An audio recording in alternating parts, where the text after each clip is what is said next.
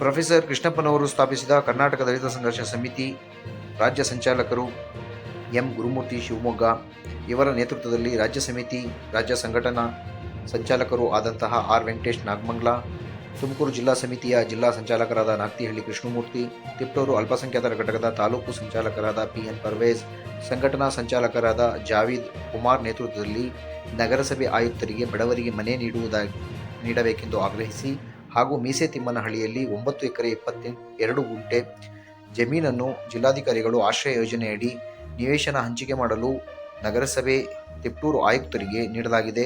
ಇದು ಇದುವರೆಗೂ ಹಂಚಿಕೆಯಾಗಿಲ್ಲ, ಇದು ಹಂಚಿಕೆ ಆಗಬೇಕು ಅಂತ ಹೇಳಿ ನಗರಸಭೆ ಆಯುಕ್ತರಿಗೆ ಮನವಿಯನ್ನು ನೀಡಲಾಯಿತು. ಹಾಗೂ ಈ ಹಿಂದೆ ನಗರಸಭೆಯಿಂದ ಬಡವರಿಗೆ ಮನೆ ಕೊಡುವುದಾಗಿ ಸಾವಿರಾರು ಸಂಖ್ಯೆಯಲ್ಲಿ ಅರ್ಜಿಗಳನ್ನು ಸ್ವೀಕರಿಸಲಾಗಿತ್ತು. ಇದರ ಬಗ್ಗೆಯೂ ಕೂಡ ಮನವಿಯನ್ನು ಮಾಡಲಾಯಿತು. ಈ ಸಂದರ್ಭದಲ್ಲಿ ನಗರಸಭೆ ಆಯುಕ್ತರು ನಮ್ಮ ವಾಹಿನಿಯೊಂದಿಗೆ ಮಾತನಾಡಿದ್ದಾರೆ.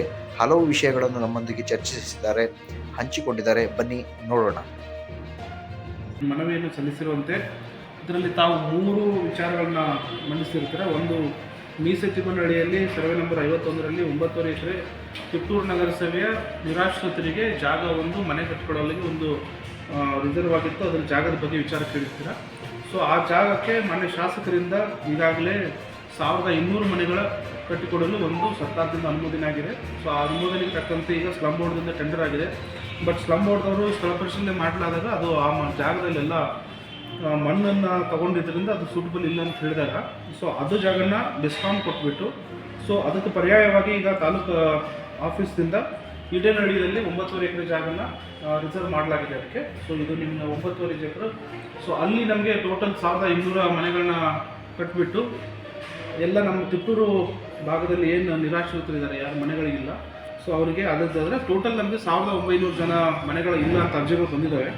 ಸೊ ಮಾನ್ಯ ಶಾಸಕರು ಅದ್ರ ವಿಚಾರವಾಗಿ ಇನ್ನೂ 1000 ಮನೆಗಳನ್ನ ತರ್ತೀವಿ ಅಂತ ಹೇಳಿದ್ದಾರೆ. ಸೊ ಆ ವಿಚಾರವಾಗಿ ತಿಪ್ಟೂರು ನಗರ ವ್ಯಾಪ್ತಿಯಲ್ಲಿ ಕಂಪ್ಲೀಟ್ ಯಾರು ಹೋಮ್ಲೆಸ್ ಇದ್ದಾರೆ, ಸೈಟ್ಲೆಸ್ ಇದ್ದಾರೆ, ಅವರಿಗೆ ಕೊಡುವ ಎಲ್ಲ ವ್ಯವಸ್ಥೆ ಮಾಡಿಕೊಳ್ಳಲಾಗಿದೆ.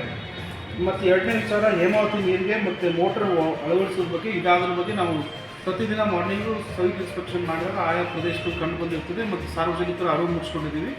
ಸೊ ಪ್ರತಿ ಒಂದು ಮನೆಗೆ ನೀರು ಬಿಟ್ಟಾಗ ವಾರ್ಡ್ಗಳಲ್ಲಿ ಫಸ್ಟ್ ಯಾರು ನೀರು ಇಟ್ಕೊತಾರೆ ಅವ್ರ ಮೋಟರ್ಗಳನ್ನ ಅಳವಡಿಸ್ತೀವಿ. ಮುಂದಿನ ಎಲ್ಲ ಎಂಡ್ ಪಾಯಿಂಟ್ ತನಕ ಟೇಲ್ ಎಂಡ್ ತನಕ ಹೋಗೋತವರೆಗೆ ನೀರು ಹೋಗೋಂಗೆ ವ್ಯವಸ್ಥೆಗಳು ಹೇಳಿದ್ದೀವಿ. ಇನ್ನೊಂದು 20 ವಾರ್ಡ್ ನಂಬರ್ ಈಗ ನಗರಸಭೆಯಿಂದ ಬೋರ್ವೆಲ್ ಬರೋದು, ಅದಕ್ಕೆ ಸಂಬಂಧಪಟ್ಟ ನಾವು ಬೆಸ್ಕಾಂ ಕಚೇರಿಗೆ ಅದರದ್ದು ಸೂಪರ್ವಿಷನ್ ಚಾರ್ಜಸ್ಸು ಮತ್ತು TC ಕೊಡ್ಸೋಕ್ಕೆ ದುಡ್ಡನ್ನು ಕಟ್ಟಿದ್ದೀವಿ.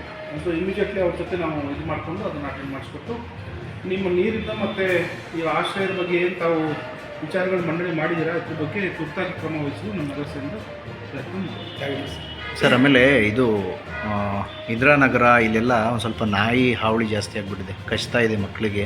ಈ ಸಂಬಂಧ ನಿಮಗೆ ಕಂಪ್ಲೇಂಟ್ಗಳು ಬಂದಿದೆ. ಸೊ ಅದ್ರ ಬಗ್ಗೆ ಏನಾದರೂ ಕ್ರಮ ತಗೊಂಡಿದ್ದೀರಾ ಸರ್?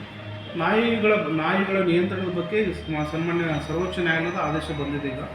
ಸೊ ಎಲ್ಲಿ ಪಬ್ಲಿಕ್ ಪ್ಲೇಸಸ್ಸಲ್ಲಿದ್ದಾವೆ ಅಲ್ಲಿ ಸರ್ವೆ ಮಾಡಿಬಿಟ್ಟು ನಾವು ಆ ನಾಯಿಗಳನ್ನ ಶಿಫ್ಟ್ ಮಾಡೋಕ್ಕೆ ಒಂದು ವ್ಯವಸ್ಥೆ ಮಾಡ್ಕೊಂಡಿದ್ದೀವಿ. ಅದರಂತೆ ಪಬ್ಲಿಕ್ ಪ್ಲೇಸಸ್ಸಲ್ಲಿದೆ ಅದಕ್ಕೆ ನಿಯಂತ್ರಣ ABCನ ಮಾಡೋಕ್ಕೆ ನಾವು ಪ್ರಯತ್ನ ಮಾಡ್ಕೊಂಡಿದ್ದೀವಿ. ಈಗಾಗಲೇ 50 ಲಕ್ಷದಲ್ಲಿ ಟೆಂಡರ್ ಮಾಡಿಬಿಟ್ಟು ಫಸ್ಟ್ ಕಾಲ್ ಸಿಂಗಲ್ ಕಾಲ್ ಆಗಿದ್ದರಿಂದ ರೀಟೆಂಡರ್ ಮಾಡಿದ್ದೀವಿ. ಅದು ನಾಳೆ ಓಪನ್ ಆಗುತ್ತೆ. ಸೊ ಅದಕ್ಕೆ ಆದನೇ ಒಂದು ರಿಹ್ಯಾಬಿಲಿಟೇಷನ್ ಸೆಂಟರು, ಅದಕ್ಕೆ OT ಮತ್ತು ಅವುಗಳನ್ನ ಏನು ಶಿಫ್ಟ್ ಮಾಡೋಕ್ಕೆ ವ್ಯವಸ್ಥೆ ಇದೆ. ಪೂರ್ತಿ ಸನ್ಮಾನ್ಯ ಸರ್ವೋಚ್ಚ ನ್ಯಾಯಾಲಯದಲ್ಲಿ ನಾವು ಅಫಿಡೇವಿಟ್ ಏನು ಕೊಟ್ಟಿದೆ ಆ ಪ್ರಕಾರ ಕ್ರಮ ನಡೀತಾ ಇದೆ. ವಿತಿನ್ 1 ಮಂತಲ್ಲಿ ನಾವು ಅದನ್ನು ಮಾಡ್ಕೊಳ್ತೀವಿ. Okay sir, thank you.